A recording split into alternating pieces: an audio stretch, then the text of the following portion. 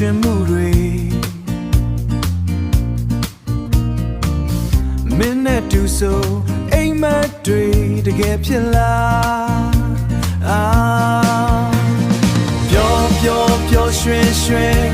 တခြင်းဆိုမယ်မင်းနဲ့တူနေရတွေလာမယ်နှလုံး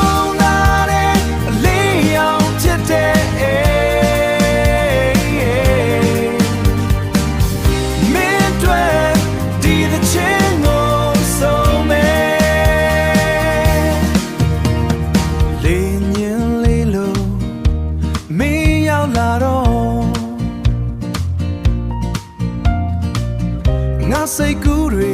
ပန်းလို့ပွင့်လာတော့ရေမောသံတွေအနာမှာပဲမင်းနဲ့တူဘဝဟာသာယာနေတယ်ပျော်ပျော်ပျော်ရွှင်ရွှင်တခြင်းဆိုမယ်